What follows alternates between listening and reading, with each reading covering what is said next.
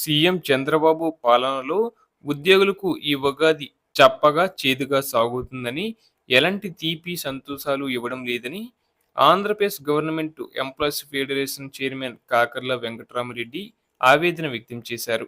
ఉగాది మాత్రమే కాదు, చంద్రబాబు కూటమి ప్రభుత్వం వచ్చిన తర్వాత ఉద్యోగులు ఏ పండుగను సంతోషంగా చేసుకోలేకపోతున్నారని చెప్పారు. ప్రతి పండుగకు ప్రభుత్వం డిఏ ఇస్తుందేమో అని ఎదురు చూస్తున్న ఉద్యోగులకు చివరికి నిరాశే మిగులుతుందన్నారు. తాడేపల్లిలోని ఆయన మీడియాతో మాట్లాడుతూ, చంద్రబాబు ప్రభుత్వం ఎన్నికల్లో ఉద్యోగులపై హామీలు కురిపించింది. అధికారం చేపట్టాక పూర్తిగా మర్చిపోయిందని, ప్రభుత్వం ఏర్పడిన నాటి నుంచి ఉద్యోగుల సమస్యలను, సంక్షేమాన్ని పట్టించుకోవడం లేదని వాపోయారు. ఉద్యోగులకు ఇచ్చిన హామీల సంగతి పక్కన పెడితే రెగ్యులర్‌గా ఇవ్వాల్సిన డీఏలు కూడా ఇవ్వడం లేదని, 2 ఏళ్లకు ఒక డీఏ మాత్రమే ఇచ్చిందని, అధికారం చేపట్టిన వెంటనే ఉద్యోగులకు ఐఆర్ ఇస్తామని హామీ ఇచ్చిన చంద్రబాబు ప్రభుత్వం ఏర్పడి 2 ఏళ్లు కావస్తున్నా ఇంతవరకు ఐఆర్ ఊసేలేదని ధ్వజమెత్తారు. ఇక గత ప్రభుత్వంలో 27% మధ్యంతర భృతి.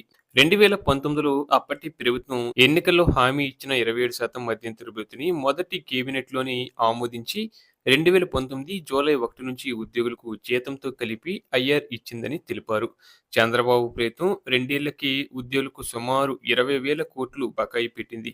పోలీసులకు 5 సరెండర్ లీవ్‌లు పెండింగ్ పెట్టిన ఘనత చంద్రబాబు ప్రభుత్వానికి దక్కుతుందని ఆయన మండిపడ్డారు.